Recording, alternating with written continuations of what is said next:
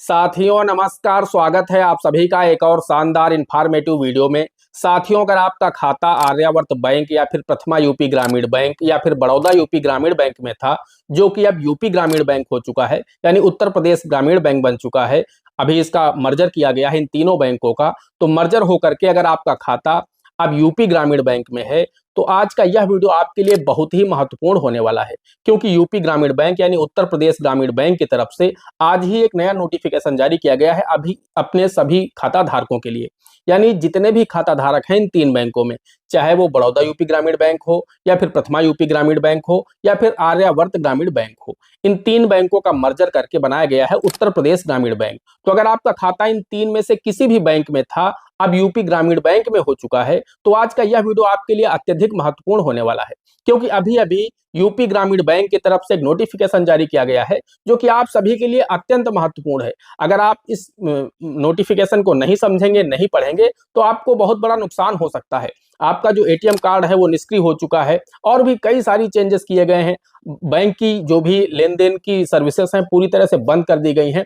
यानी वित्तीय सेवाएं या गैर वित्तीय सेवाएं जो भी बैंक की हैं, चाहे वो ऑनलाइन हो या ऑफलाइन हो, शाखा के माध्यम से हो, सारी की सारी ब्लॉक कर दी गई हैं। पूरी तरह से सारी सेवाएं रोक दी गई हैं यूपी ग्रामीण बैंक की। कब तक रुकी रहेंगी ये सेवाएं, कब से दोबारा से सर्विसेज शुरू होंगी, आपका जो एटीएम निष्क्रिय हुआ है उसे आप कैसे सक्रिय कर सकते हैं, साथ ही साथ इस बैंक की तरफ से एक नई चीज भी लॉन्च की जा रही है।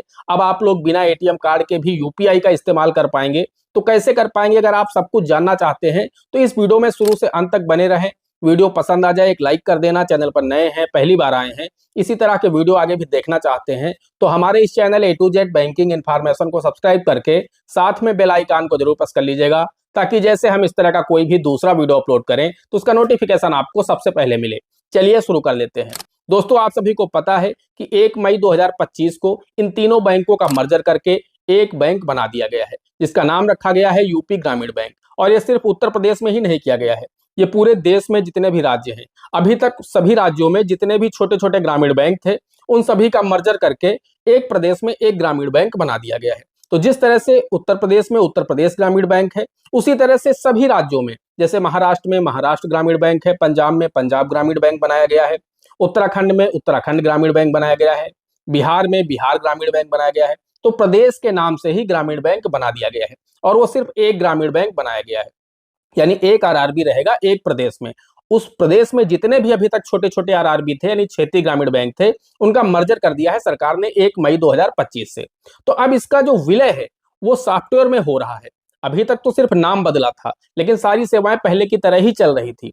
अब यहाँ पर बैंक का जो आईएफएससी कोड है, यानी जो आप लेन देन करते हैं, नेफ्ट आरटीजीएस के माध्यम से पैसा भेजते हैं, तो उसमें आईएफएससी कोड बहुत ही महत्वपूर्ण होता है। आप यूपीआई से भी किसी को अकाउंट नंबर के माध्यम से पैसा भेजते हैं, तो उसमें भी आईएफएससी कोड आपको डालना होता है। और आईएफएससी कोड भी चेंज हो चुका है। इन तीनों बैंकों के अभी तक अलग अलग आईएफएससी कोड हुआ करते थे, तो यहाँ पर अब एक ही आईएफएससी कोड कर दिया गया है इन तीनों बैंकों का। अब यूपी ग्रामीण बैंक का एक नया आईएफएससी कोड आ चुका है, जो कि 15/9/2025 से अप्लाई हो चुका है। अगर अब आपको यूपी ग्रामीण बैंक में पैसा भेजना है, यानी अगर आपको प्रथमा ग्रामीण बैंक में पैसा भेजना है, या बड़ौदा यूपी ग्रामीण बैंक में पैसा भेजना है, या फिर आर्यावर्त बैंक में पैसा भेजना है, जो कि अब यूपी ग्रामीण बैंक हो चुका है, तो आपको नया आईएफएससी कोड डालना होगा। पुराना आईएफएससी कोड आप डालेंगे तो पैसा नहीं ट्रांसफर होगा। तो वो भी हम आपको इस वीडियो में आगे बताने वाले हैं कि क्या नया आईएफएससी कोड बैंक की तरफ से जारी किया गया है, वो आईएफएससी कोड क्या है, एटीएम आपके जो निष्क्रिय हुए हैं किस तरह से आप सक्रिय कर पाएंगे, साथ ही अब आप बिना एटीएम कार्ड के इस बैंक का यूपीआई कैसे एक्सेस कर पाएंगे, ये भी हम जानने वाले हैं इस वीडियो में। और हम आपको ये भी बताने वाले हैं कि जो सारी सेवाएं पूरी तरह से बैंक ने बंद की हैं, ये सर्विसेज कब से स्टार्ट होंगी, पूरी तरह से बैंक सुचारू रूप से कब से चलेगा, सब कुछ हम आपको बताने जा रहे हैं इस वीडियो के माध्यम से। दोस्तों, आप लोगों को हम बताना चाहते हैं कि एक नोटिफिकेशन आज जारी किया गया है उत्तर प्रदेश ग्रामीण बैंक की तरफ से।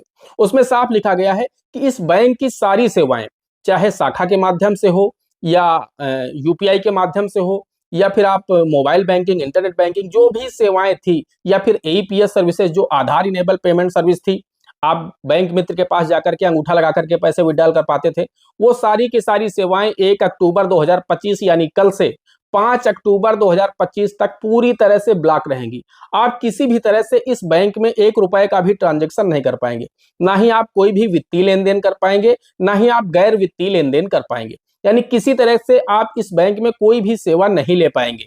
ना ही आप ऑनलाइन मोड के माध्यम से और ना ही आप ऑफलाइन मोड के माध्यम से। शाखाएं खुलेंगी लेकिन उनमें ग्राहकों के बिल्कुल भी कार्य नहीं होंगे, उसमें सर्वर का मर्जर किया जा रहा है। तो बैंक ने नोटिफिकेशन जारी किया गया है कि 1 अक्टूबर 2025 से 5 अक्टूबर 2025 तक पूरी तरह से सेवाएं ब्लॉक रहेंगी। पुनः ये सर्विसेज 6 अक्टूबर 2025 से शुरू हो पाएंगी।